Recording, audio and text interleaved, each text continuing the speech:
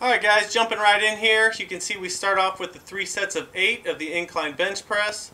Now, not going super heavy here.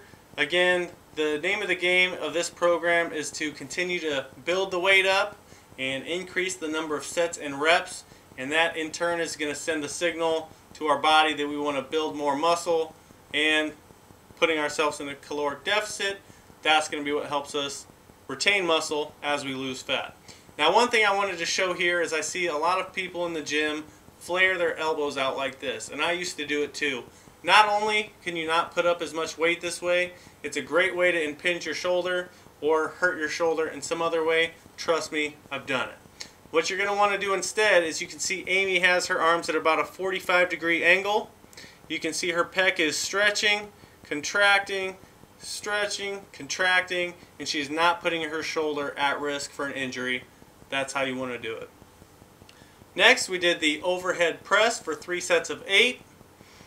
I guess the main thing with this one is you want to keep your elbows out in front of you, and you want to keep the bar path as straight as possible up and down.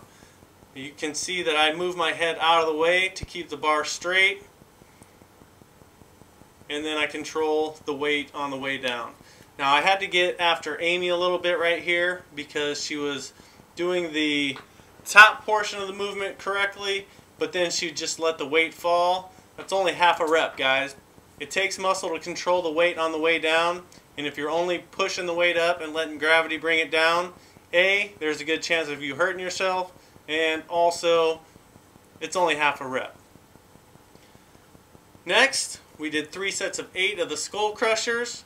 Something I want to point out on this is you can see my elbows are a little further back than vertical. The reason for this is because when I lock out, if your arms are straight up, you're kind of giving yourself a little break between between reps, whereas when they're cocked back a little, you can keep constant tension on your triceps, and that's definitely going to help them grow. Next up, we did 3 sets of 8 of the leg press. On these, a little tip is if you're trying to work your quads, which is what we were trying to do, and doing so successfully, if I might add, you're going to want to put your feet at the bottom portion of the platform, whereas if you're trying to target hamstrings, you're better off placing your feet at the top portion of the platform. You're going to want to drive with your heels with these. You'll see right here in a second, Amy kind of starts with her heels off the platform, but she corrects herself. I didn't even have to say anything. It's hard to drive with your heels when they're not even on the platform, so that probably means you're driving with your toes. That's a great way to get some shin splints or some other injury. Again, that's not what we want here. It's only going to slow us down. Next up, we did 3 sets of 10 of the chest press machine. Nothing too crazy here. Again, like the incline bench press, you'll see my elbows aren't too flared out. They're more of at a 45-degree angle. This is because it allows me to push a little bit more weight, aka add more muscle, and not put myself at risk of an injury. Next, we did 3 sets of 10 of lateral raises. The main focus with these is you're not going to want to swing them up from the bottom portion.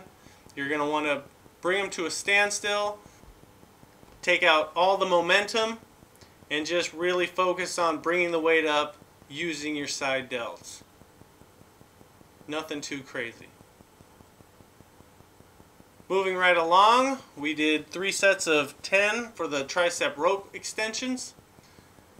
With these, you'll want to keep your elbows stationary, much like when doing a bicep curl, but reverse.